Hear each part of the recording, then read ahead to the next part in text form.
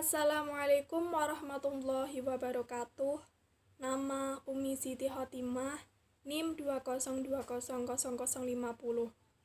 Di sini saya akan menjelaskan mengenai pengertian dari kalimat efektif, serta unsur apa saja yang memenuhi sebuah kalimat. Pengertian kalimat. Kalimat adalah satuan bahasa terkecil dalam wujud lisan atau tulisan yang mengungkapkan pikiran secara utuh. Umumnya, kalimat mencakup ciri-ciri sebagai berikut, di mana dalam wujud lisan, kalimat diucapkan dengan suara naik turun, keras lembut, di sela jeda, dan diakhiri dengan intonasi akhir yang diikuti oleh kesenyapan. Dalam wujud tulisan berhuruf Latin, kalimat dimulai dengan huruf kapital dan diakhiri dengan tanda titik, tanda tanya, dan tanda seru. Pengertian lain mengenai kalimat ialah bahwa kalimat merupakan satuan bahasa yang dapat berdiri sendiri dan sekurang-kurangnya memiliki satu subjek dan satu predikat. Penjelasan berikutnya yaitu mengenai pengertian kalimat efektif. Kalimat efektif adalah kalimat yang memiliki kemampuan untuk mengungkapkan gagasan penutur sehingga pendengar atau pembaca dapat memahami gagasan yang terungkap dalam kalimat itu sebagaimana gagasan yang dimaksudkan oleh penutur. Pengertian lain mengenai kalimat efektif yaitu bahwa kalimat efektif ialah kalimat yang memiliki kemampuan untuk menghadirkan kembali ide, gagasan, pikiran yang ada pada diri penulis sehingga dapat dipahami secara jelas oleh pembacanya.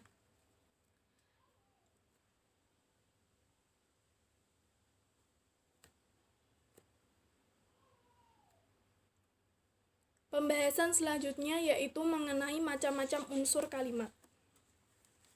Ketika menuliskan kalimat dalam bahasa Indonesia yang baik dan benar, maka kita harus mengetahui unsur-unsur yang biasanya dipakai dalam sebuah kalimat. Dalam bahasa Indonesia digunakan unsur aturan SPO atau SPOK. SPO, subjek, predikat, objek. SPOK, subjek, predikat, objek, keterangan. Berikut beberapa unsur kalimat. 1. Subjek. Subjek merupakan unsur pokok yang terdapat pada sebuah kalimat di samping unsur predikat. Dalam kalimat aktif, subjek berperan sebagai pelaku dan merupakan jawaban dari siapa atau apa.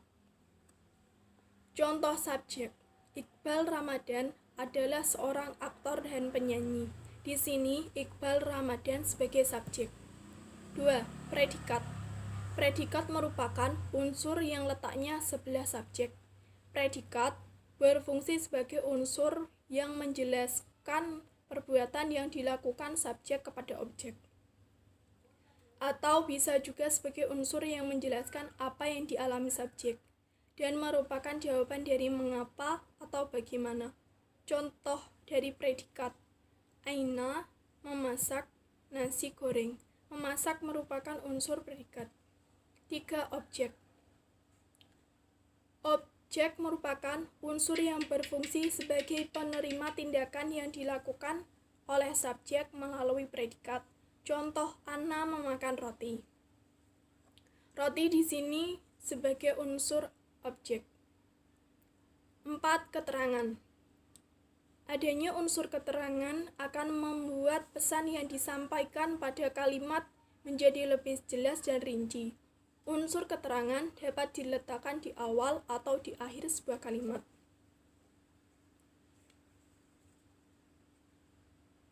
Contoh, Butejo membeli tomat dan wortel di pasar. Di pasar merupakan unsur keterangan yang letaknya berada di akhir kalimat.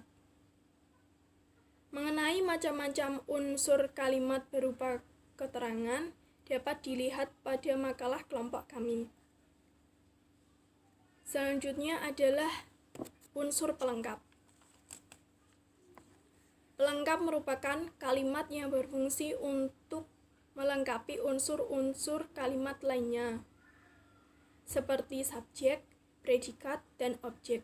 Contoh, Ana sedang berjualan buah apel yang berwarna merah. Yang berwarna merah merupakan unsur pelengkap. Contoh lain seperti pengemis duduk di tempat yang kotor. Pengemis sebagai subjek, duduk sebagai predikat, di tempat sebagai keterangan tempat, yang kotor sebagai pelengkap. Contoh lainnya yaitu, aku membantu ayah menanam jagung di sawah. Aku sebagai subjek, membantu sebagai predikat, ayah sebagai objek, menanam jagung sebagai pelengkap, di sawah sebagai keterangan tempat. Sekian penjelasan dari saya. Apabila ada tutur kata yang kurang berkenan, mohon dimaklumi dan dimaafkan. Semoga penjelasan saya dapat dipahami oleh teman-teman dan menjadi ilmu yang bermanfaat. Sekian dari saya. Wassalamualaikum warahmatullahi wabarakatuh.